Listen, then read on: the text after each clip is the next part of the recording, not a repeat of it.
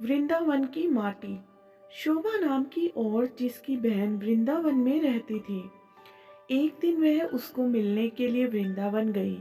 शोभा जो कि काफी पैसे वाली औरत थी, लेकिन उसकी बहन कीर्ति जो कि वृंदावन में रहती थी, अधिक पैसे वाली नहीं थी, लेकिन दिल की वह बहुत अच्छी थी, या फिर यह कह सकते हैं कि दिल की वह बहुत अमीर थी।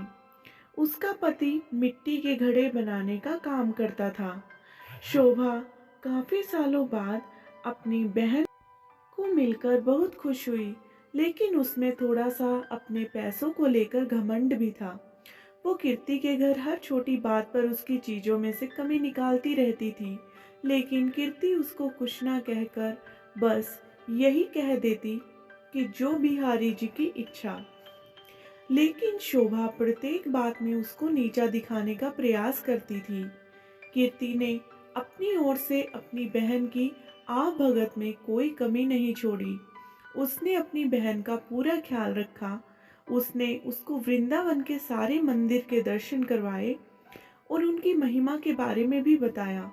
शोभा यह दर्शन करके खुश तो हुई और उसने महिमा भी सुनी, लेकिन उसका इन चीजों में इतना ध्यान नहीं था। बस दर्शन करके वापस आ गई। उसको वृंदावन में रहते हुए काफी दिन हो गए। एक दिन वह अपनी बहन से बोली कि कीर्ति, अब बहुत दिन हो गए तेरे घर रहते हुए, अब मुझे अपने घर जाना चाहिए। कीर्ति थोड़ी सी उदास हो गई और बोली, बहन कुछ दिन और रुक जाओ ना। शोभा बोली, नहीं, काफी दिन हो गए मुझे आए हुए। घर में मेरा पति और बच्चे अकेले हैं, उनको सास के सहारे छोड़कर आई हूँ। अब मैं फिर कभी आऊंगी। जब शोभा वापस आने लगी तो कीर्ति जो कि शोभा की बड़ी बहन थी, उसने अपनी छोटी बहन को उपहार स्वरूप मिट्टी का घड़ा दिया। घड़े को देखकर शोभा हैरान सी हो गई और मन में सोचने लगी, क्या कोई उपहार में एक घड़ा देता है? लेकिन कीर्ति के बार बार आग्रह करने पर उसने आमन से घड़ा ले लिया। जब शोभा जाने लगी तो कीर्ति की आंखों में आंसू थे, लेकिन शोभा उससे नजरें चुराती हुई जल्दी जल्दी वहां से चली गई। सारे रास्ते शोभा यही सोचती रही कि मैं घर जाकर अपनी सास और पति को क्या बताऊंगी कि मेरी बड़ी बहन ने मुझे घड़ा उपहार के रूप में दिया है। तो उसको इस बात से बहुत लज्जा आ रही थी।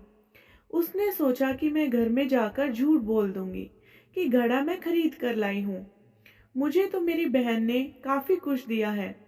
इसी तरह सोचती सोचती वह घर पहुंची और उसने घर जाकर घड़ा अपनी रसोई के ऊपर रखवा दिया।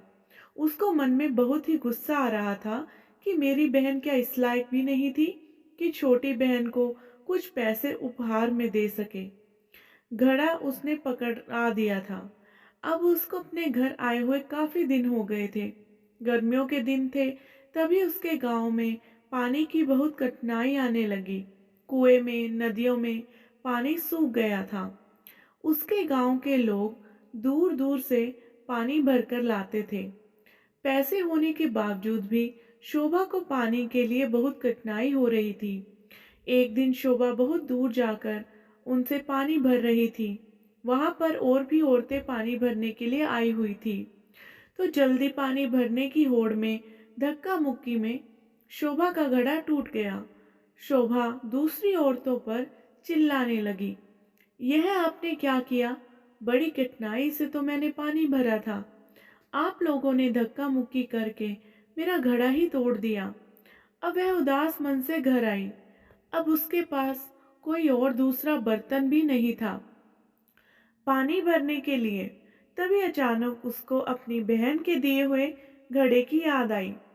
तो उसने रसोई के ऊपर से घड़ा उतारा और फिर चल पड़ी बड़ी दूर पानी भरने के लिए। जब कुएं पर पहुंची तो भीड़ कम हो चुकी थी। वह घड़े में पानी भरकर घर लाई। तभी उसका पति खेतों से वापस आया। गर्मी अधिक होने के कारण वह गर्मी से बेहाल हो रहा था और आकर बोला, शोभा, क्या घर में पानी है? क्या एक गिलास पानी मिलेगा? शोभा ने कहा, हाँ, मैं अभी भर कर लाई हूँ। उसने उस घड़े में से एक गिलास पानी भरकर अपने पति को दे दिया। गले में से पानी उतरते ही उसका पति एकदम से उठ खड़ा हुआ और बोला, यह पानी तुम कहाँ से लाई हो? शोभा एकदम से डर गई कि शायद मुझसे कोई भूल हो गई है। उसने कहा, क्यों, क्या हुआ? उसके पति ने कहा, यह पानी नहीं, यह तो अमृत लग रहा है। इतना मीठा पानी तो आज तक मैंने नहीं पिया। यह तो कुएं का पानी नहीं लग रहा है, यह तो लग रहा है कि किसी मंदिर का अमृत है। शोभा बोली, मैं तो कुएं से ही भरकर लाई हूँ, यह देखो घड़ा भरा हुआ। उसके पति ने कहा, यह घड़ा तुम कहाँ से लाई थी?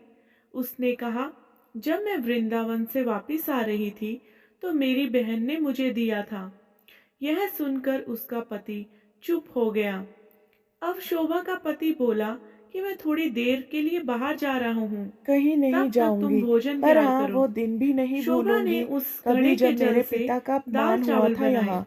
वो घड़े भी के आप पानी लोगों की से गलती से, दाल चावल कहकर बनाने से अंदर चली गई। उसकी सुगंध पूरे चारों गांव ओर में फैल स्वस्थ गई। थे सभी गांव के उसकी सब हिम्मत लोग देखकर। सोचने तो लगे आपको कि आज की आज गांव कहानी में कैसी लगी? कहाँ उत्सव प्लीज़ है, अपने जो इतनी विचार अच्छी कमेंट खाने बॉक्स में की शेयर सुगंध कीजिएगा आ रही और है। चैनल को प्लीज़ सब लोग सब्सक्राइब कर एक एक करके लीजिएगा। उस सुगंध आपका को बहुत सूंघते बहुत गए धन्यवाद। और शोभा के घर तक आ पहुंचे।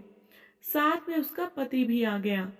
शोभा के पति ने आकर पूछा कि आज तुमने खाने में क्या बनाया है? शोभा ने कहा कि मैंने तो दाल और चावल बनाए हैं। सब लोग हैरान हो गए कि दाल चावल की इतनी अच्छी सुगंध कैसे? सब लोग शोभा का मुंह देखने लगे कि आज तो हम भी तेरे घर से दाल चावल खाकर ही जाएंगे।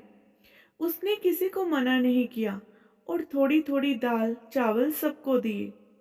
दाल चावल खाकर सब लोग उसको कहने लगे, यह दाल चावल नहीं, ऐसे लग रहा है कि हम लोग अमृत चख रहे हैं। शोभा के पति ने कहा कि तुमने आज दाल चावल कैसे बनाए? उसने कहा कि मैंने तो यह घड़े के जल से ही दाल चावल बनाए हैं। शोभा का पति बोला, तेरी बहन ने तो बहुत अच्छा उपहार दिया है। अगले दिन जब शोभा घड़ा भरने के लिए जाने लगी तो उसने देखा घड़ा तो पहले से ही भरा हुआ है।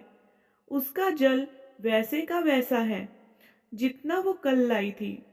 उसने उसमें से खाना भी बनाया था, जल भी पिया था, लेकिन घड़ा फिर भी भरा भरा था। शोभा एकदम से हैरान हो गई, यह कैसे हो गया? तभी अचानक से उसी दिन उसकी बहन कीर्ति उसको मिलने के लिए उसके घर आई। तो शोभा अपनी बहन को देखकर बहुत खुश हुई, उससे गले मिली और उसको पानी पिलाया।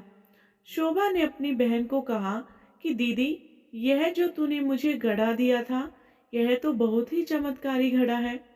मैंने तो तुच्छ समझकर रसोई के ऊपर रख दिया था, लेकिन कल जब इसमें से जल भरा हुआ है, तब से जल भरा हुआ है। इसका जल इतना मीठा है और इसके जल से मैंने दाल और चावल बनाए जो कि अमृत के समान बने थे। उसकी बहन बोली, अरे ओ मेरी भोली बहन, क्या तू नहीं जानती कि ये घड़ा ब्रज की रज यानी वृंदावन की माटी से बना है, जिस पर साक्षात किशोरी जी और ठाकुर जी नंगे पांव चलते हैं। उसी रस से यह घड़ा बना है। यह घड़ा नहीं, साक्षात किशोरी जी और ठाकुर जी के चरण तुम्हारे घर पड़े हैं। किशोरी जी और ठाकुर जी का ही स्वरूप तुम्हारे घर आया है। यह सुनकर उसकी बहन अपने आप को कोसती हुई और लज्जित होती हुई अपनी बहन के कदमों में गिर पड़ी और बोली, मुझे क्षमा कर दो जो मैं वृंदावन की रज की महिमा को ना जान सकी। जिसकी माटी में इतनी शक्ति है तो उस बांके बिहारी और लाडली जू में कितनी शक्ति होगी, मैं अज्ञानी मूर्ख ना जान सकी। मुझे ब्रजरज की महिमा और उसकी महत्वता का ज्ञान नहीं था, मुझे क्षमा कर दो। उसकी बहन ने उसको उठाकर गले लगाती हुई बोली कि बहन, किशोरी जी और ठाकुर जी बहुत ही करुणावतार है।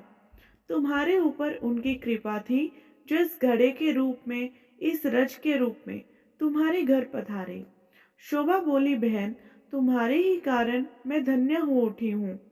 तुम्हारा लाख लाख धन्यवाद। जय श्री कृष्णा। अगर आपको ये कहानी अच्छी लगी है तो प्लीज़ इसको लाइक करें, शेयर करें और चैनल को सब्सक्राइब कर लें।